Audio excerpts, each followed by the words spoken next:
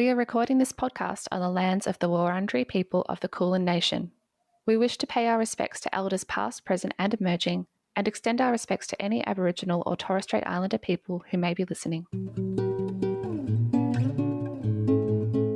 Hello, and welcome to Novel Feelings, where two psychologists take a deep dive into your favorite books. I'm Priscilla. And I'm Elise. This is episode 5, the penultimate episode of season 3, and today we are reviewing My Year of Rest and Relaxation by Ottessa Moshfegh. This might just be our spiciest review ever, overtaking our Fight Club review from season 1, I think, which is probably holding the spice level championship at the moment, but I think this is going to push that out of the top spot. It just might get a little heated, yes.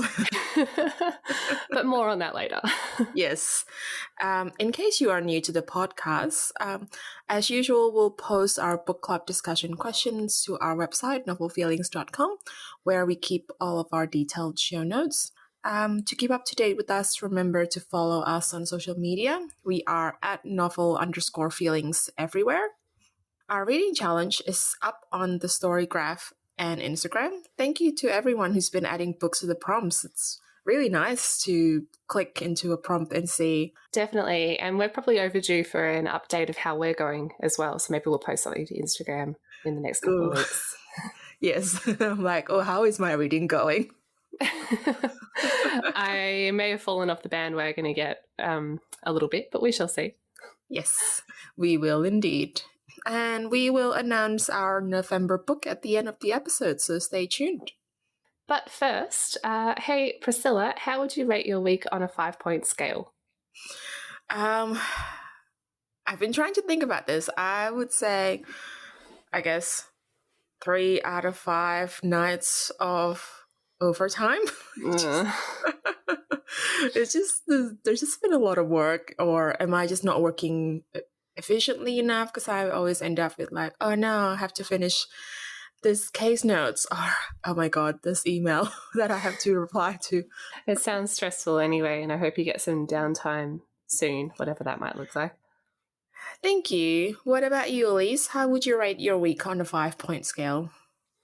I did some low-level maths to figure this one out, so I'm going to rate it 3.3 out of 5 thesis chapters, or more precisely, 6 out of 9 thesis chapters to track my writing progress. For those who might not be familiar, I'm doing my PhD at the moment, and it is crunch time, so I am right in the midst of hardcore writing time. Yeah. I am making progress. The whole thing is currently due in January. Worst case scenario, if I can't make the January deadline, I'll probably be able to get an extension, but I'd like to try to make the deadline so it doesn't go on for too long. But yes, I have 3 more chapters to write properly. So the others are at least at the full draft stage. But yeah, we're getting there. That's really good work. Thanks. I can imagine that would be stressful as well. It's not necessarily the fun kind of writing, is it? No, I would not say so. No, it's more of the academic kind of writing, but it is what it is. I chose to do this, so I can't complain too much. You volunteered, so. That's true. Anyway, speaking of 5-point scales, please remember to rate and review us. If you leave us a 5-star review on Apple Podcasts, we'll give you a shout out in a future episode. We just wanted to highlight a previous review we received from the Mere Mortals podcast, who said, Priscilla and Elise have a strong emphasis on promoting good mental health, and doing it through the medium of books is a cool way of going about it. Thank you so much. We really appreciate the review. Absolutely. And now, before we get started on our review, here are our usual disclaimers. Each episode has 2 parts. We'll start with the non-spoilers, and then we'll dive into the spoilers. We'll flag when we're about to go into the spoilery bits. This podcast should never be taken as therapeutic advice. We are speaking today as psychologists and book lovers, not necessarily from lived experience of the topics covered in this book. If you have any of the lived experiences covered in this book, please do let us know what you think. A little bit more about the author.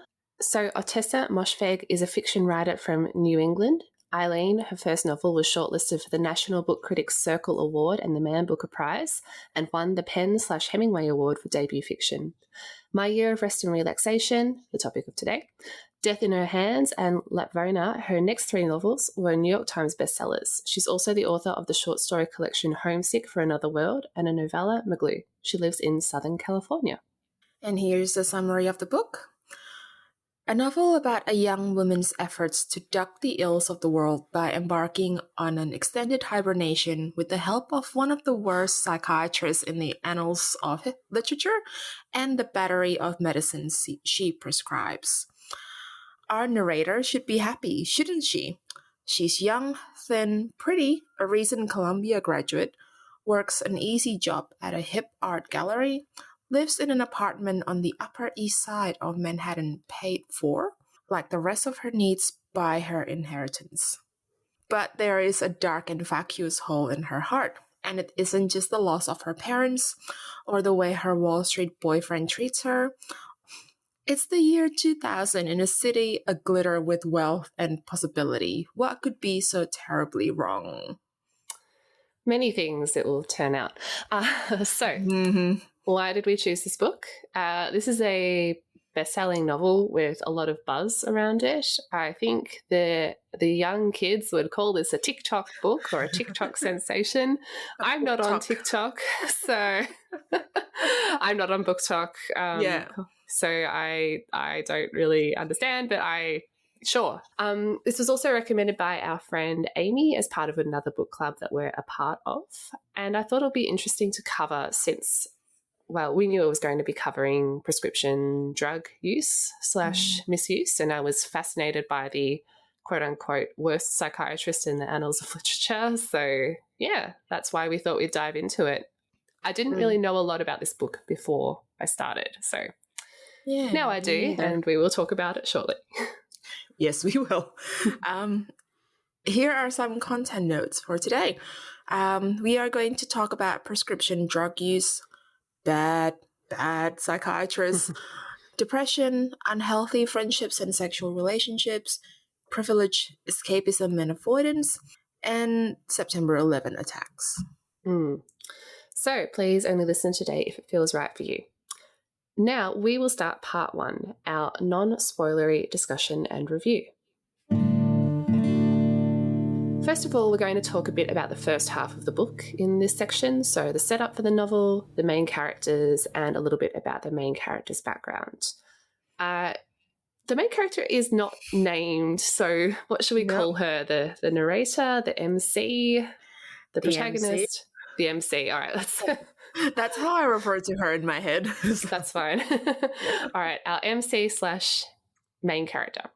Yeah. So I guess just as a first observation, My Year of Rest and Relaxation is a very character-driven novel. So very much about the MC from her perspective. She decides to take a year off her life to reset after a bit of a tough time in her life. So essentially she quits her job, shuts out most people she knows, essentially tries to sleep through the year by taking as much prescription medication as possible to induce drowsiness, trying to be conscious as little as possible. And this has all come about after, I guess, like a bad time at work, not really feeling fulfilled, being quite, how would you put it? It's like fed up with the art world that she's in. Yeah, and the death of her parents as well. Yes. Yeah. But after quite a complicated relationship with her parents, particularly her mother, who was definitely abusive, and how would you describe that? Yeah, cruel. Yeah. She was very cruel, very superficial. Yeah. A lot of traits that our MC has perhaps picked up as well. Yeah, absolutely. Yeah, it feels like she essentially wants to dissociate from life, but like forcing her way into dissociation instead of the way people normally experience dissociation. Yeah, where it's weird. Not necessarily a choice. Yeah, it's. I cannot believe this book has put me off the idea of how lovely sleep is. You know how when you're a tired adult, you're always like, I just want to sleep a little bit more. Yeah. And this has officially put me off the idea of like sleeping more. Oh dear. Well, like we should flag that it's pretty clear to the reader, not just, I don't think it's just us being psychologists and looking for diagnoses or anything, but it's pretty clear that the MC is experiencing symptoms of depression, and a lot of her experiences are impacted by, I guess, like sort of long-term effects of trauma as well, particularly with her relationship with her parents, her mother.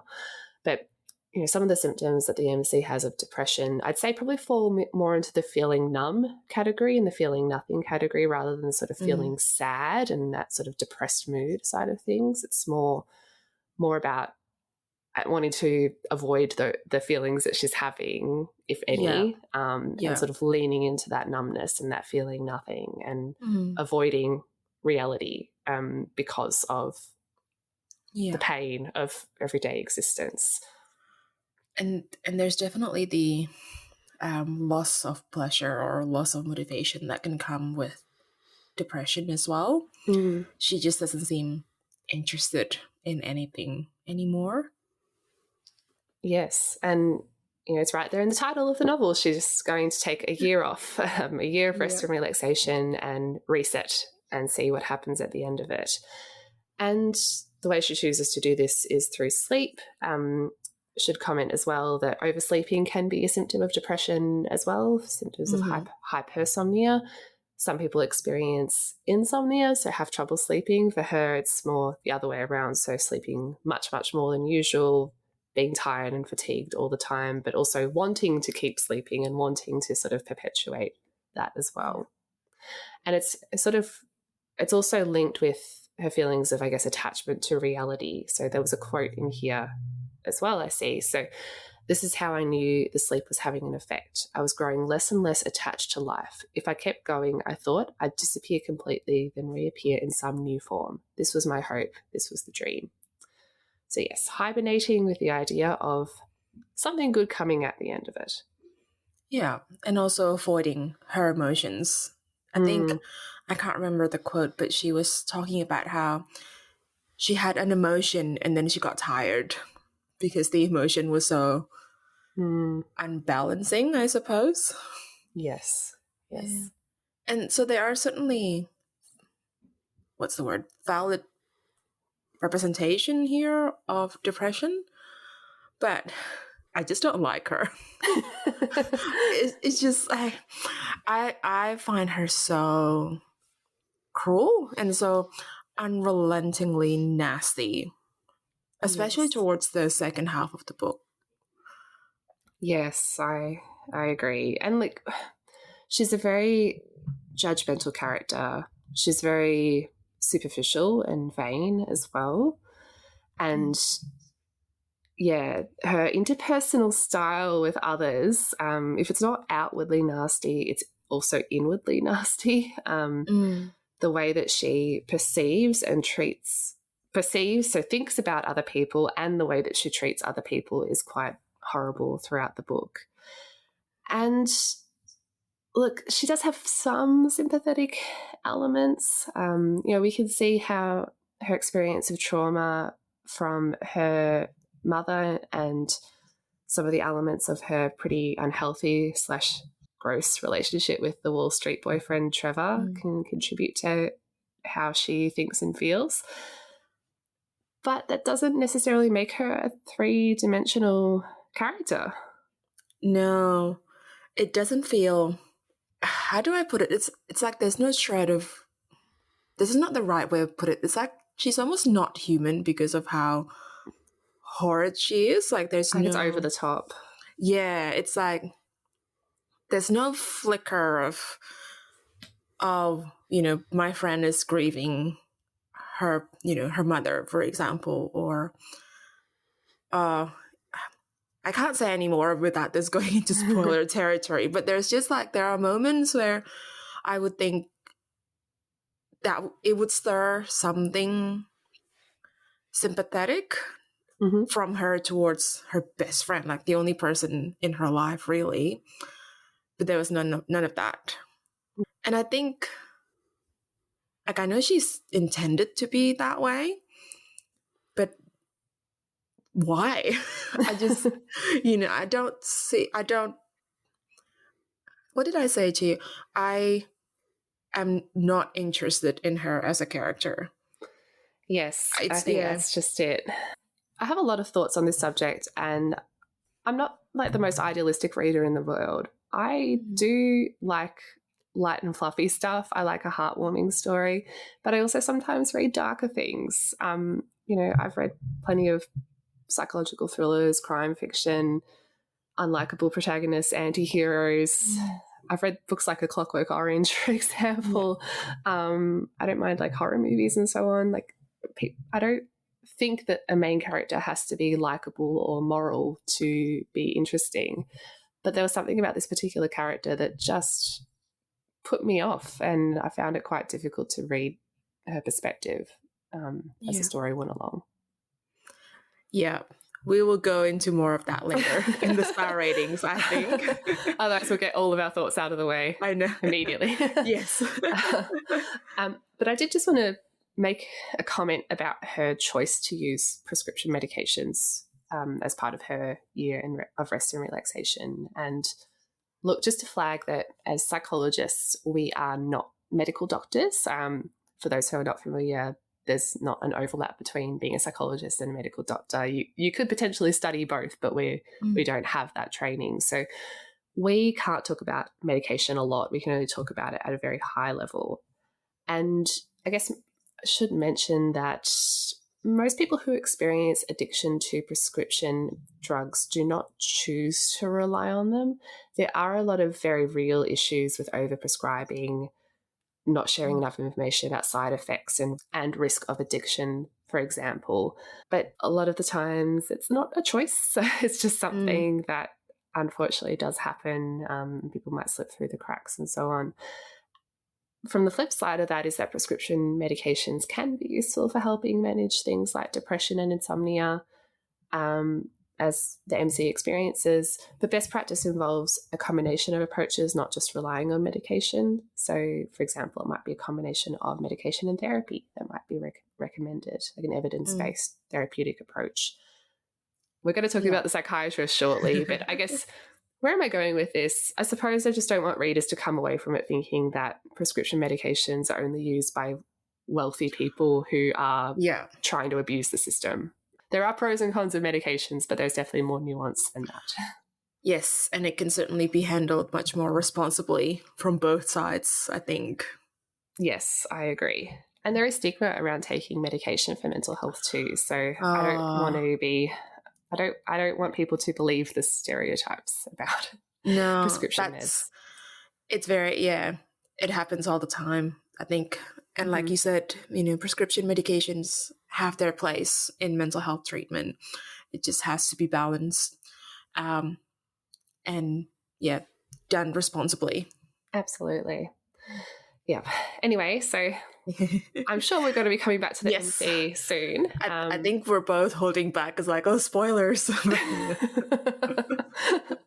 The spice has just gone from 0 to maybe mild. Like if we're looking at the Nando's level of spice, we're still on the mild level. We've gone from lemon and herb to mild. Yes.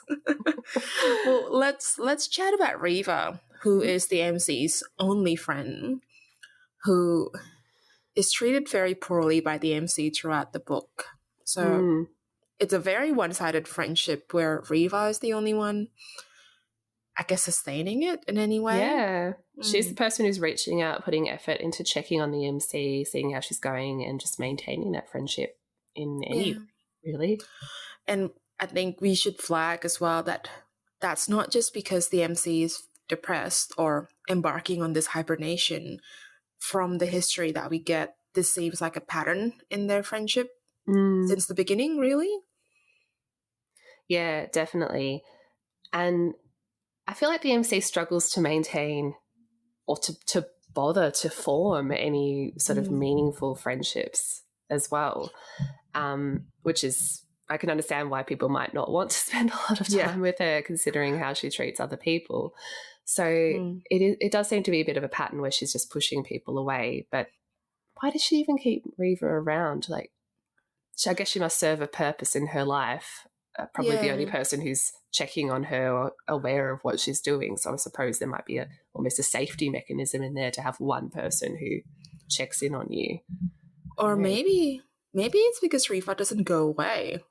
Riva is just persistent and is willing to be treated poorly by other people. Yeah. Maybe it's some deep level the MC does care about her, but it certainly doesn't come through while she's conscious anyway.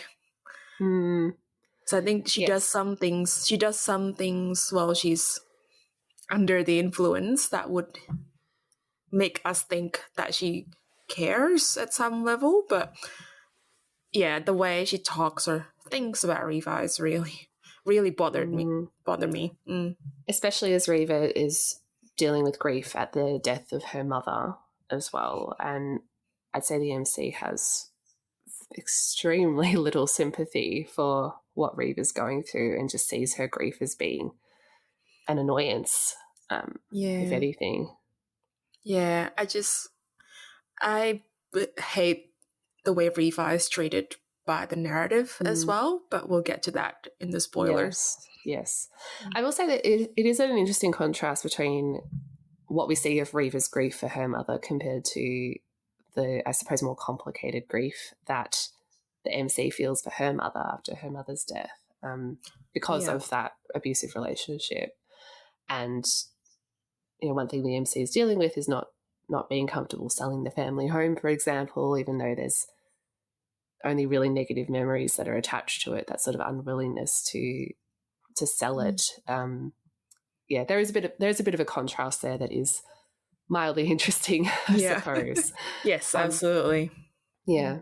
The other character trait that is worth mentioning for Riva is the fact that she's going through ongoing challenges with dieting and weight loss and disordered eating. So Riva has symptoms of bulimia nervosa, binging and purging. We don't see a lot of it, I suppose, on the screen, but we get the MC's experience of it and her perceptions of it, and again, treated with very little compassion, what she's going through. Yeah. And the MC too, we hear multiple times throughout the story how beautiful she is, how thin she is. Even when she's at her absolute lowest points, you know, she still takes solace in the fact that she remains attractive and she remains thin, even though she's not looking after herself in like her physical appearance in any way. Yeah, I mean, I just like, I saw that as a level of detachment from reality, because like, how often would she have showered throughout this year? You know, or like she's eating terrible food or like barely any food. Like this, like, I don't know, like the sort of physical havoc that would have wreaked on her would not have maintained like a glowing, you know, quote unquote pretty, you know, appearance. Yeah. So even if she has attractive facial features, like she's probably not going to be looking her best, but she's still, there's still that level of vanity that is overlaying the way that she sees herself. Yeah. Which, I don't know. We know she's detached, but she's also very privileged. So yeah, I don't deny that she probably is, you know, thin and young and beautiful, and she's got, you know, lovely clothes and all that. But yeah, that's not why people aren't friends with you. Yes, poor Riva doesn't really get much of a proper character arc either.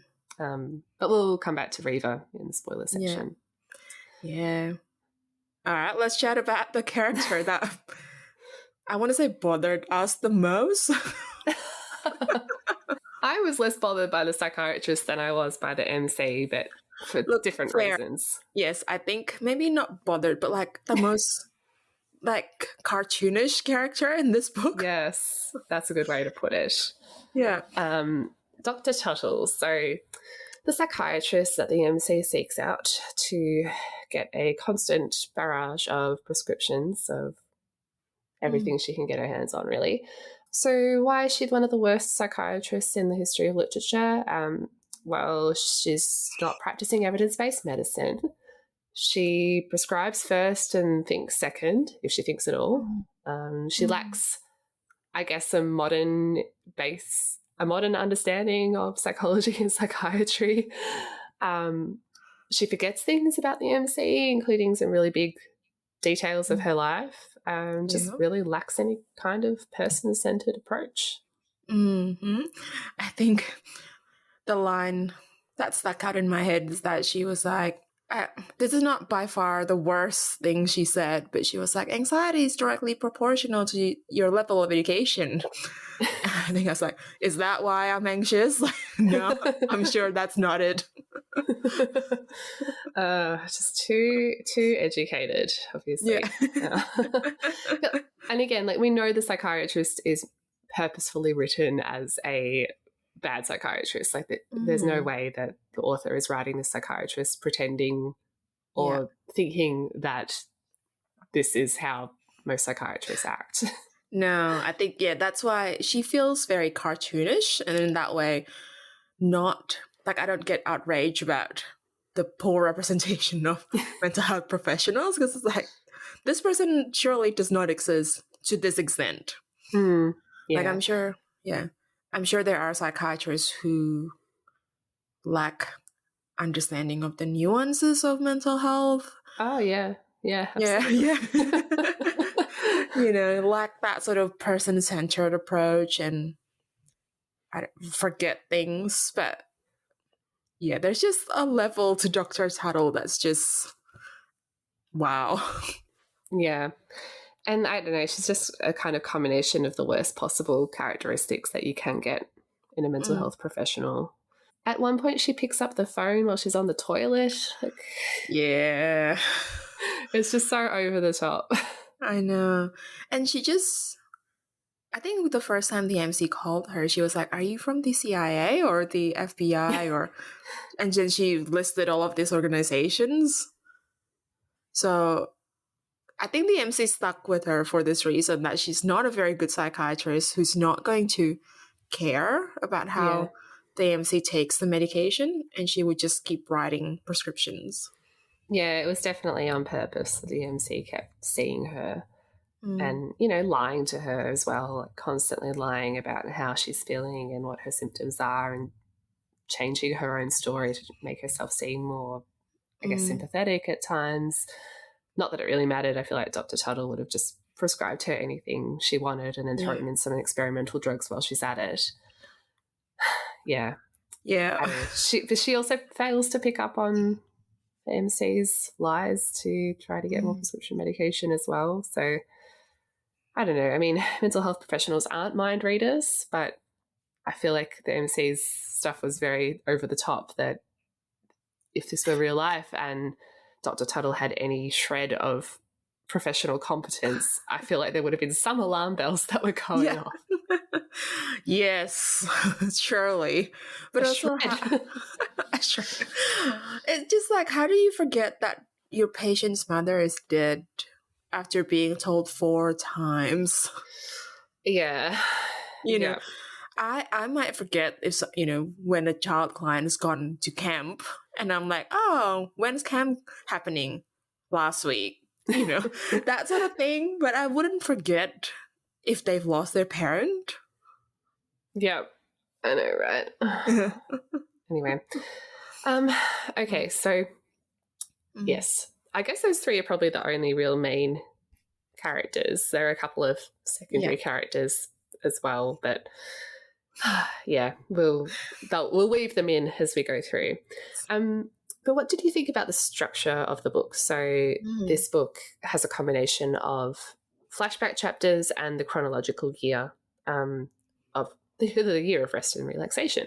So we get the MC's backstory, while we also see what she's going through to try to hibernate through the year. So what did you think about these 2 styles of chapters? Well, I was listening to the audiobook and I found that I tune in a bit more when it was the flashback chapters.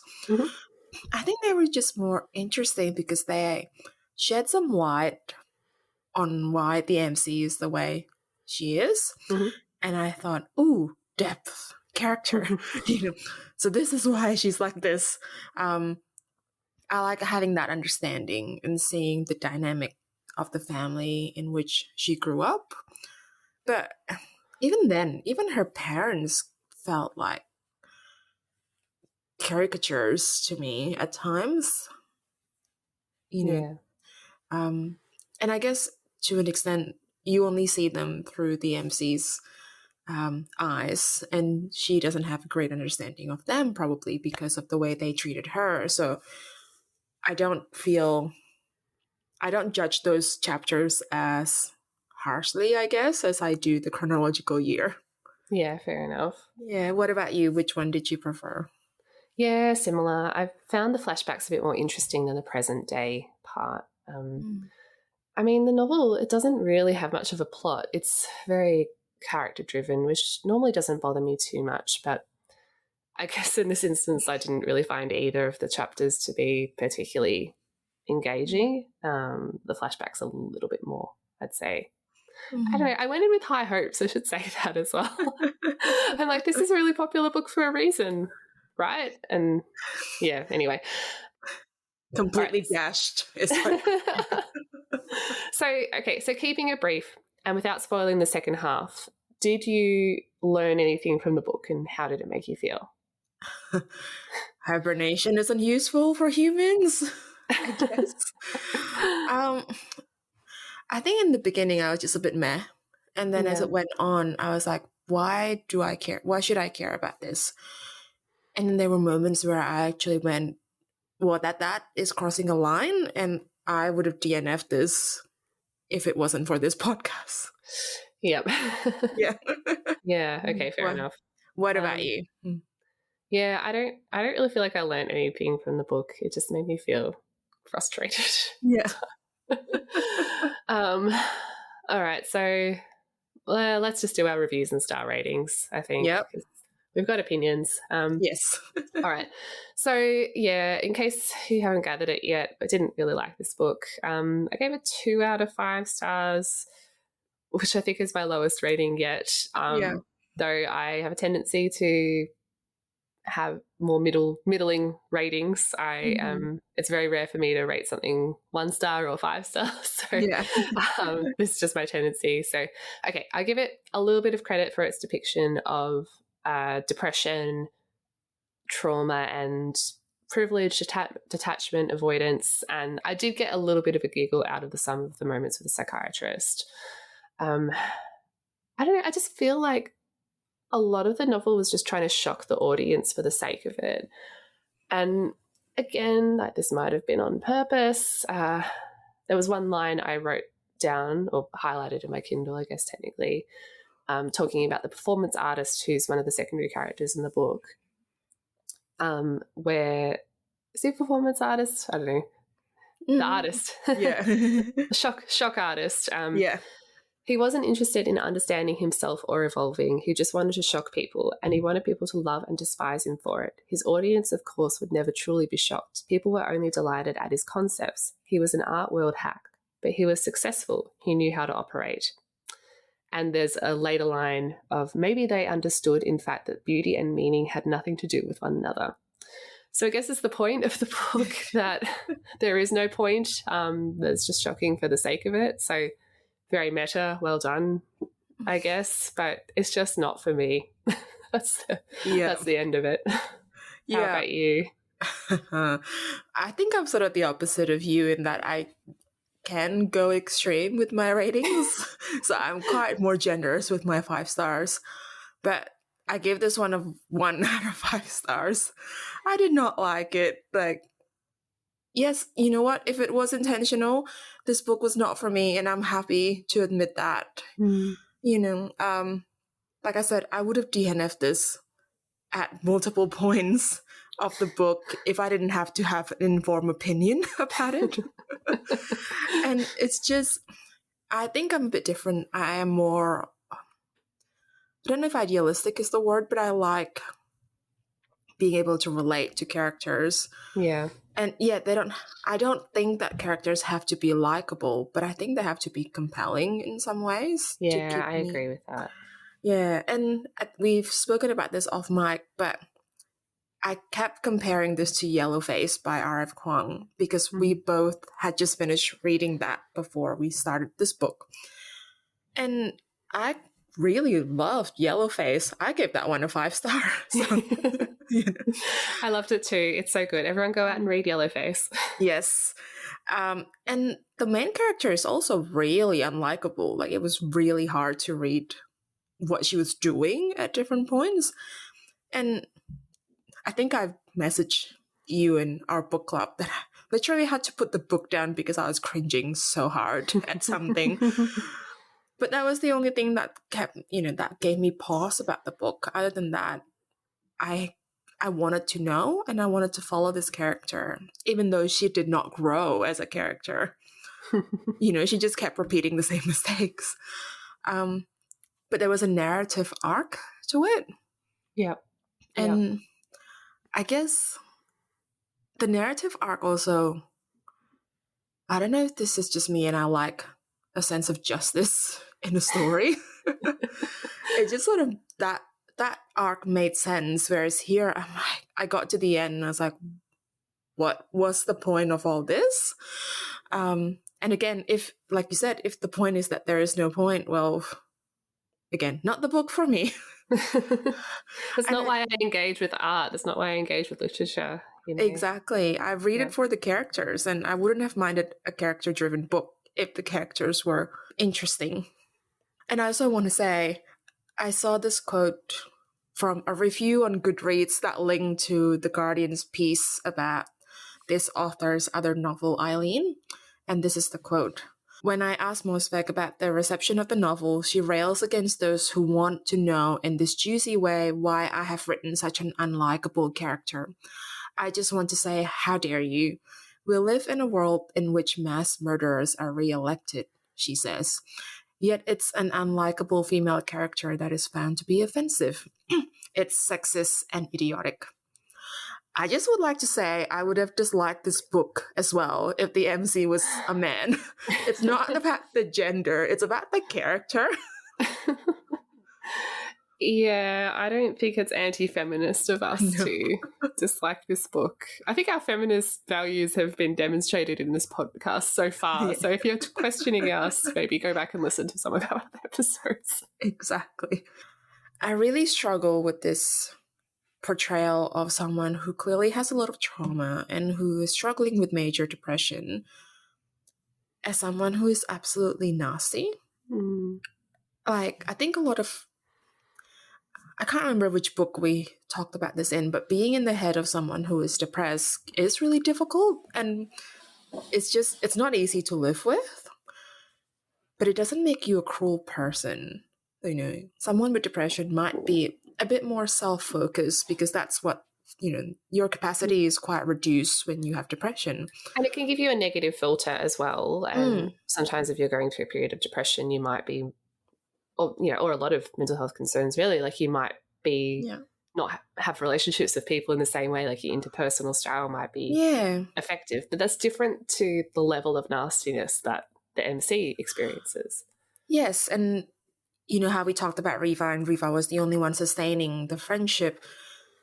It can happen when one person in that friendship goes through a difficult mental health period where the other friend has to put in a lot more effort to keep the friendship going.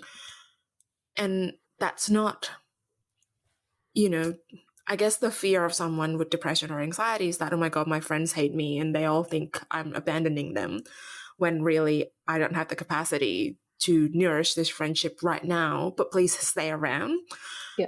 But that's not what's going on here, I don't think. I think the MC is just keeping Riva around because Riva is good for her self-esteem, or that because Riva just doesn't go away, like I said before. And it's not, I don't know, I don't get the sense that this dynamic that we see on page is contained to the periods of depression. Yeah, I agree. And I think I really struggle with that because this could have been a good opportunity to portray how someone with depression is that, the depression is not the person, and that they could still be, kind and appreciate other people, or that even with all the trauma and the attachment difficulty, there's still room to grow. Yeah. And I just feel like it's a hugely missed opportunity in that way. Well, I do think, the MC probably does have more going on than depression. Like, there might be, and I don't want to get all like armchair diagnosis-y on this, but there's definitely like antisocial personality traits going on, for example, and some stuff in like the interpersonal style that she has that goes beyond, I guess, just like a chronic, like a dysthymia kind of chronic experience of depression. But again, I just feel like that isn't really drawn out enough for us to get a full empathetic picture of this person. It's just there for shock value. It's just there to make the reader go, wow, this is a horrible person. How fascinating.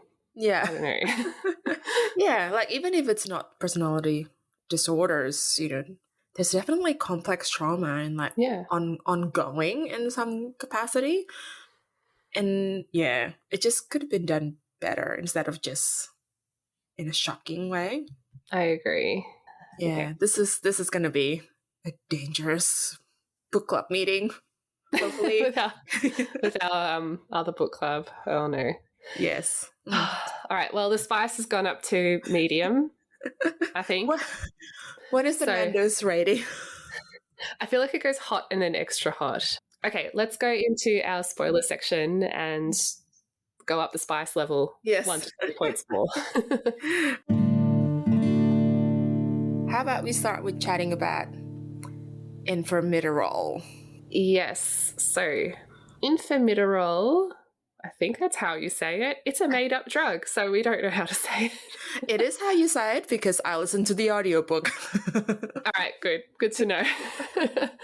Okay, so this is a drug that Dr. Tuttle prescribes reasonably early, actually, in the treatment that the MC takes, and causes her to sleep/have amnesia. So she's awake for periods of it, but has no memory of what happens for, was it 23 hours a day? I feel like it was something like that. Significant, yeah. A really significant portion of time.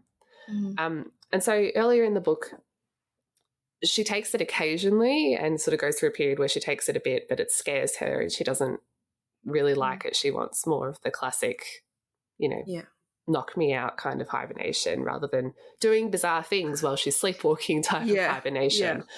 But by the end, she decides that her strategy was not really working, so let's go full on with the Infirmitorol, where she ends up passing 6 months by very quickly as a result, whilst giving herself over to the artist to do what he wants with her during that time with very few boundaries set, which is an interesting twist.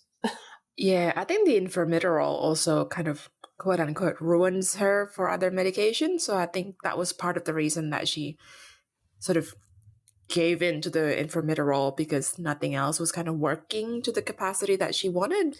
Well, she would have had very high tolerance by that point. Yeah. But initially I found those sections of sleepwalking or amnesia really interesting, because I was like, oh, is this the part where we would get a glimpse into her subconscious and, the person that she would be without any inhibitions, I suppose? But then I was let down by how she just became a muse for art instead of, I don't know, something more meaningful. Not that being a muse for art is not meaningful, I guess, but But we've established that his art was not meaningful. That's true. It's just shock value. That's like right there in the... Like, she doesn't think his art is meaningful either. It's pretty much just an arrangement so that I guess someone checks in on her and keeps her alive during that period. But that's about all there is to it, really. I did find that, so once we got to this section, the pacing changed a bit. So it did sort of pick up for me in terms of readability, but mostly because I was like, oh, something's happening. I want to know where this goes, because there'd been so little plot throughout the novel. So in that sense, I did find this part a bit more interesting. But yeah, I don't know. It's very extreme, of course. Yeah. Yeah. Like I said, I thought it was interesting because after Riva's mother died, she went on this intramural induced train trip, because she was initially not going to go to Riva's mom's funeral, or she was planning not to. And then she woke up and found herself on the train with a bouquet of flowers for Riva. And I thought, and that was when I was like, oh, she actually cares for Riva, because she did this, again, when she didn't have any conscious thought. But yeah, and then 6 months went by without anything particularly meaningful happening. Yeah, I don't know if there's any meaning behind anything that she does during her intramural I know. amnesia. It's just I was just random. I was just like, what, using a binocular or a microscope, trying to find any shred of the shred of meaning in this. So the most annoying thing about this for me was the fact that the MC's year of avoidance, and more specifically the 6 months of avoidance, actually seemed to have worked. So she feels better, reset, more alive, sees beauty in the world, has the rest of her future ahead of her, and she literally says, my sleep had worked. So, why is this bothering us? Why would you say that? It annoys me so much, because the amount of time I say to, my clients, you can't avoid your problems, and avoidance feeds into your anxiety, because the problem then just gets bigger, or you make it bigger, and the anxiety gets bigger in your mind. So avoidance should not work. It just, and also, she learned nothing. Yeah. She slept for 6 months or a year and didn't do. What is she meant to be better at? Relationships now? Suddenly she's meant to be better at knowing what she's feeling, or regulating how she feels. Is her mood restored? Is she no longer feeling numb? Maybe, but all of the stuff behind that still exists. She didn't go through any kind of transformative cognitive process. No. And it's this she makes it seem like this is it, this is the happily for now sort of thing, when really she's probably she's still avoiding the problems. She hasn't seen Trevor in that last bit of the book. We don't know what happens when she attempts to have actual human relationship again, or work, have any kind of stressors in her life. So, but she's probably got enough privilege to get through them. More prescription medication or some other form of avoidance that she might lean on, I guess. Yeah. So I guess, we've established, there's no point to this story, but if there was, this is why I said the narrative arc doesn't make sense, because what are we supposed to learn from this? Just be rich enough so that you can sleep for a year and then all your problem will go away? I guess so. I mean, if it hadn't worked for her, if things had gotten worse, maybe I would have felt a bit better about the ending. It doesn't necessarily mean the character needs to be punished, but I feel like the logical sequence of events has to make sense. I've been reading about something called narrative transportation today as part of my thesis writing, which is basically about how engaged you are in a story and all the things that contribute to why you're engaged in a story. And one of the important considerations is plausibility and credibility. So if you don't find something to be plausible, you're going to do what we're doing, which is counter-argue, which is find the logical flaws in it and not feel an emotional attachment to the story. So, yeah. And I know I feel personally like this flies in the face of the work that I do. So, and I'm not, offended is not the right word, but it's exactly why I'm arguing this, and it's exactly why it doesn't make sense. This is not evidence-based. Yeah. And it's just, I agree. I think she doesn't need to be punished, so to speak, but if there was just any hints that this relief is temporary and her sleep hasn't just magically fixed her problems, that would have been better. I agree. Yeah. But I think, yeah, that ending gets worse. Oh, yeah. So, look, if you're in this section of the podcast, you've probably spoiled about what happens. But yeah, I mean, it ends on 9/11, which is a lot. So it ends with Reva's death at the World Trade Center. This was heavily foreshadowed throughout the book. As soon as it was set in 2001 in New York, I'm like, is this where it's going? And then they mentioned that Reva and Trevor both worked at the World Trade Center. I'm like, oh God, is this where it's going? How is this going to link into the narrative? Yeah, as you would expect. Yeah, so the book ends on 9/11, Reva dies, and there's a quote. There's a quote. All right, I can read it. Okay. All right. Each time I see the woman leap off the 78th floor of the North Tower, I am overcome by awe. Not because she looks like Reva, and I think it's her, almost exactly her, and not because Reva and I had been friends, or because I'll never see her again, but because she is beautiful. Here she is, a human being, diving into the unknown, and she is wide awake. Ugh. I hate it. Screaming. Screaming.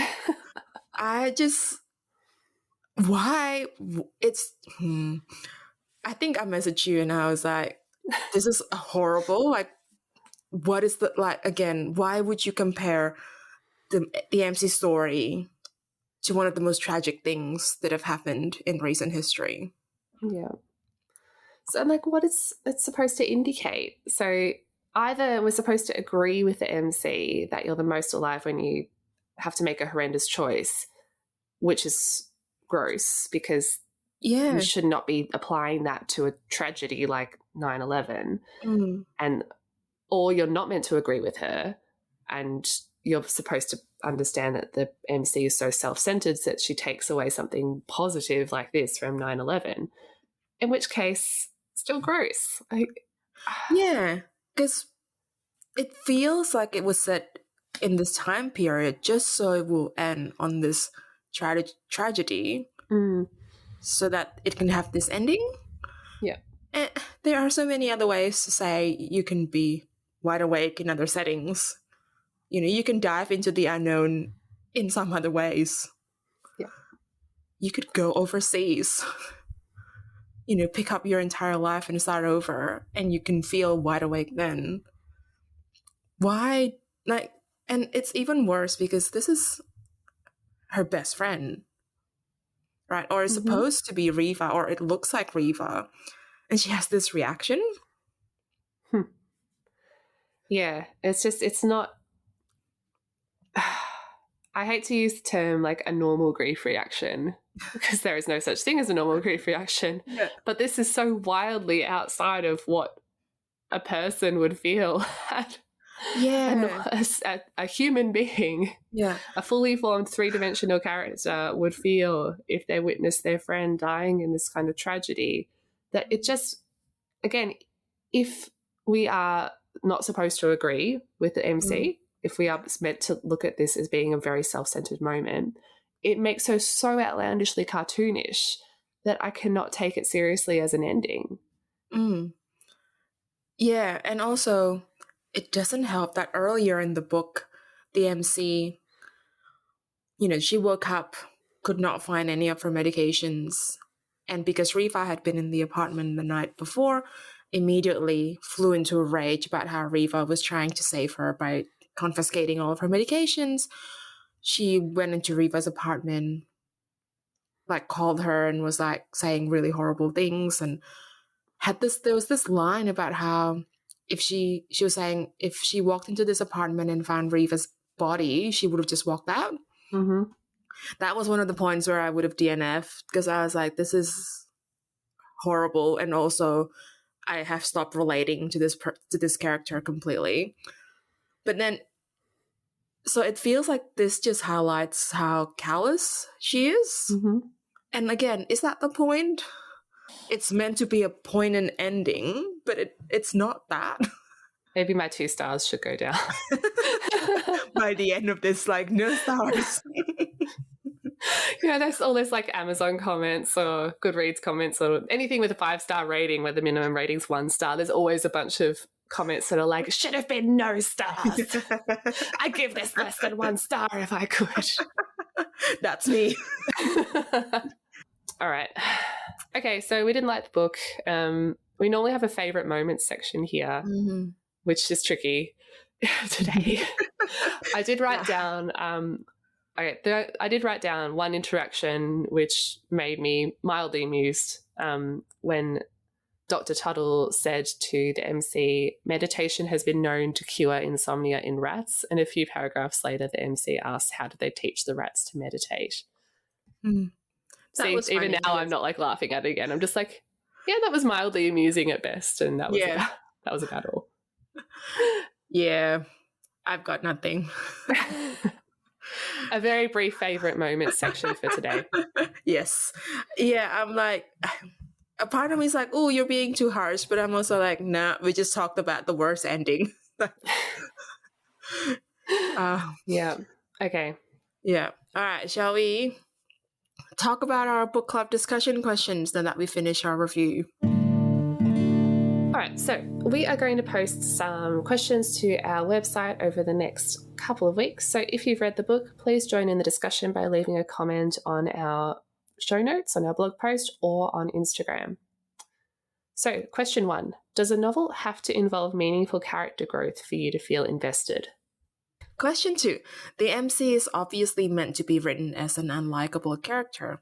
How can an author write an unlikable character but keep readers engaged in the narrative? And question 3, overall, did the book make you think differently about prescription drug use? We'll also post some mental health related resources on our show notes as per usual. So some of the resources we'll link to include information about depression, prescription drug use, and a little bit about how to tell a good mental health professional apart from a bad one. Just a little bit. And we've come to the announcement section of our episode. Let's find out what our November book is. Drum roll. It is Girl in Pieces by Kathleen Glasgow. A little bit about Girl in Pieces. Charlotte Davis is in pieces. At 17, she's already lost more than most people do in a lifetime, but she's learned how to forget. The broken glass washes away the sorrow until there's nothing but calm. You don't have to think about your father and the river, your best friend who's gone forever, or your mother who has nothing left to give you. A deeply moving portrait of a girl in a world that owes her nothing and has taken so much, and the journey she undergoes to put herself back together. So why did we choose this book? Okay, so this was my suggestion. Neither of us have read it yet, but I've heard this book mentioned several times at work by a few teenagers. And whenever, that comes up, I'm always like half intrigued, half alarmed. Like, I really hope this is a good representation. But people who have mentioned this book to me have found it to be quite valuable or validating for them. So I am curious about its depiction of self-harm, and hopefully we'll find that it's been done in a responsible way. Yeah.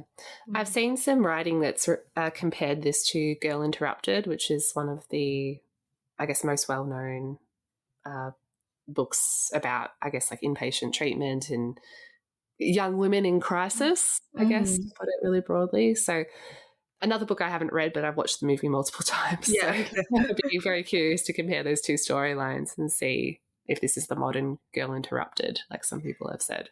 Okay. I have not seen or read Girl Interrupted, so maybe I should I used to love that movie, but I haven't watched it since becoming a psychologist, so I cannot comment on how good, quote unquote, good it is anymore. Bonus episode incoming. But that wraps us up for today. Thank you so much for listening to this spicy Extra hot, spicy review. If you like us, please leave us a review on Apple Podcasts, Spotify, or wherever you get your podcasts. And you can find us, as always, on novelfeelings.com or on Instagram, Twitter, The Storygraph, and Goodreads at novel_feelings. You can also find my bookstagram at paved with books with an extra S. I've been working overtime, guys. It's dead again.